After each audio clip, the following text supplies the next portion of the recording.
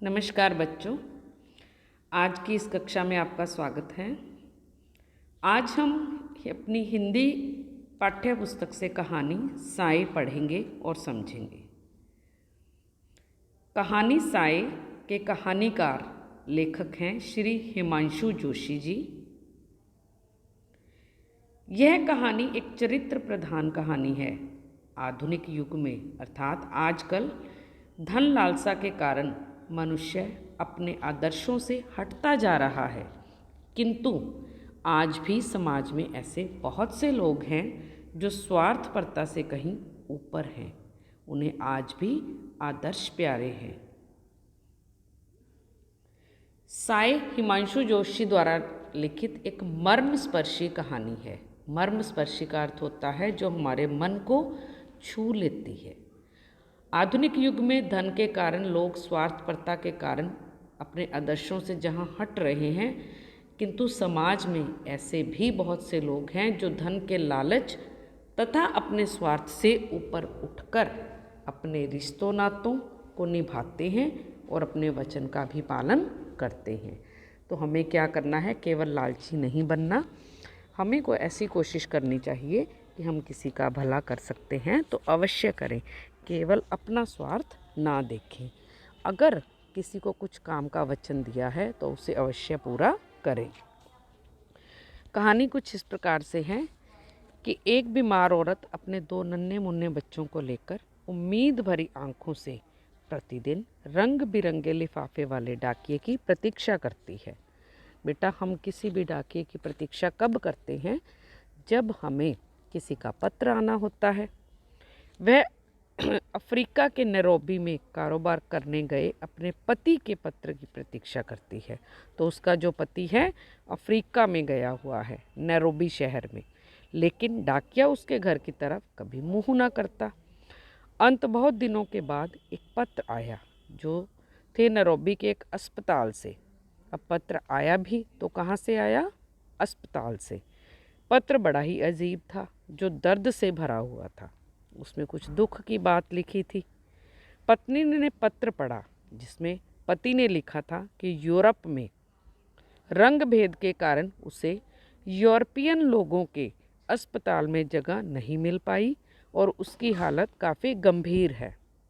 बेटा, अफ्रीका में रंग भेद की जो नीति थी उसके कारण वहाँ के लोगों को और गोरे और काले लोग जिसको हम बोल सकते हैं उनमें अंतर किया जाता था, जिसे रंग भेद की नीति कहते थे। इसीलिए वहाँ पर प्रत्येक व्यक्ति को समान अधिकार नहीं प्राप्त थे। डाकिया सभी को पता है ना, डाकिया कैसे डाक लेकर आता है, खुशी का संदेश लेकर आता है, दुख का संदेश लाता है, कभी हमारी अच्छी चीज़ें हमें पहुँचाने आता है। समय पर इलाज ना होने के कारण रोग बेकाबू हो गया है। किसका रोग? पति का रोग। काफ़ी मेहनत और सिफारिश लगवाने पर अस्पताल में जगह तो मिल गई है, मतलब उनके पति की तबीयत खराब हो गई है, वो अस्पताल तो एडमिट हो गए हैं, दाखिल हो गए हैं, परंतु अब ठीक हो पाना नामुमकिन लगता है। बीमारी कुछ ऐसी है कि नहीं लगता कि वो जल्दी ठीक हो पाएंगे। उसे अपने बच्चों और पत्नी की चिंता दिन रात सता रही है। जब पिता बच्चों से दूर हो, पति पत्नी से दूर हो, तो चिंता तो होती है घर की। पत्र पढ़ते पढ़ते पत्नी की आंखों में आंसुओं की धारा बहती जा रही थी और अबोध बच्चे, अबोध का अर्थ है जिनको अभी पूरा ज्ञान नहीं है, आंसू भरे नेत्रों से माँ को देखते जा रहे थे। बच्चे भी देखते कि हमारी माँ कैसे रो रही है। तो एक दिन अचानक जब पत्र मिलकर कुछ तो खुशी हुई कि पत्र आया है, कहाँ से आया है, कैसा आया है, क्या समाचार लाया है।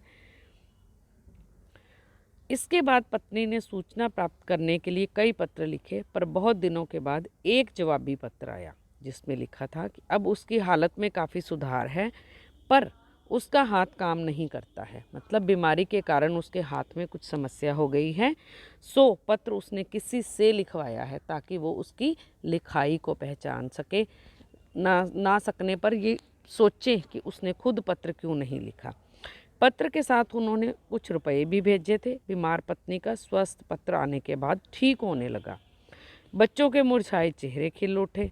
पत्रों का आदान प्रदान नियमित हो गया। आदान प्रदान का अर्थ है देना लेना। पत्र यहाँ से भी जाते थे, अफ्रीका से भी आते थे। नियमित मतलब लगातार। उन्होंने एक टाइपराइटर खरीद लिया था ताकि वो टाइप करके चिट्ठी को भेज सके, क्योंकि वो लिखने में असमर्थ हो चुके थे। तो कभी वो किसी से लिखवाते तो कभी टाइप करवा कर भेज देते। घर में बच्चे, जो उनका बेटा था, वो भी पढ़ने लिखने में होशियारी दिखा रहा था, काम कर रहा था। सभी बच्चे खुश थे। बच्चे धीरे धीरे बड़े हो रहे थे। दोनों ही बच्चे बहुत समझदार थे। अज्जू पढ़ाई में काफ़ी होशियार था और बड़ा होकर इंजीनियर बनना चाहता था। पत्र में लिखा गया कि अब अज्जू 12 का और तनु 18 वर्ष की हो चुकी है। एक अच्छे घर में उसका रिश्ता भी तय हो गया है। बच्चे उससे मिलना चाहते हैं, पर पति ने लिखा कि वह अगले वर्ष तनु की शादी पर ज़रूर आएगा। तनु कौन है? उसकी बेटी, जिसकी उम्र 18 साल है, और अज्जू कौन है? बेटा, जिसकी उम्र 12 साल है। अब शादी के सपने तो प्रत्येक माता पिता देखते हैं कि अब 18 वर्ष की बिटिया हो गई है, उस समय जल्दी शादी कर देते थे। तो ये था अफ्रीका महाद्वीप, जहाँ के नैरोबी शहर में गया हुआ था उसका पति।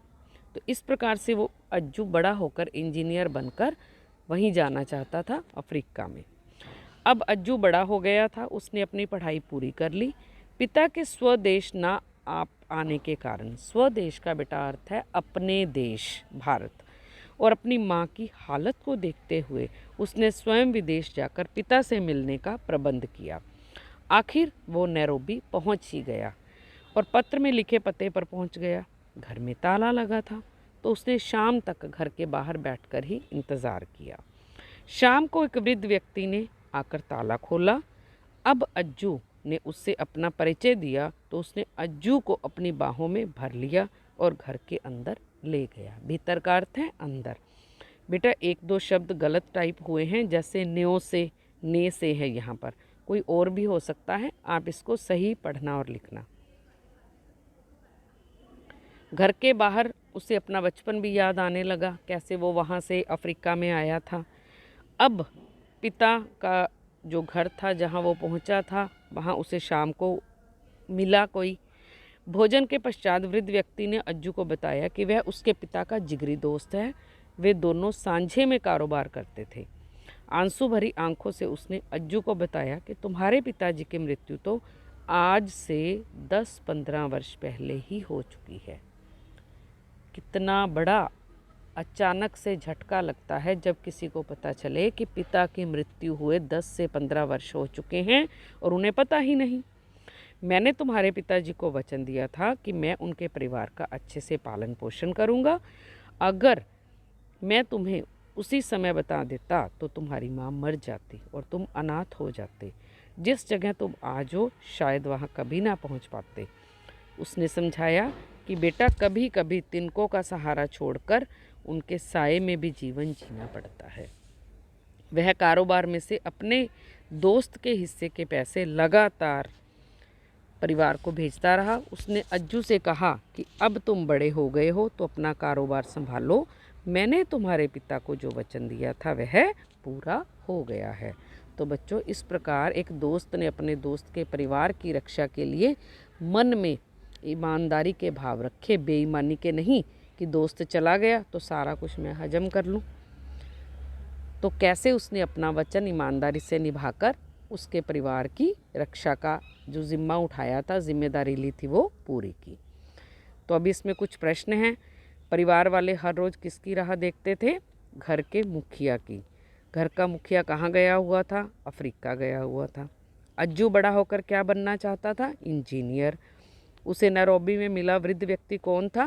पिता का मित्र था। तो इसी प्रकार थोड़े से बड़े प्रश्न हैं, इनको आप यहाँ से भी पढ़ सकते हो और अपनी किताब से स्वयं भी पढ़कर तैयार कर सकते हो। वीडियो अच्छी लगी हो तो लाइक करें, शेयर करें, चैनल को सब्सक्राइब करें। धन्यवाद।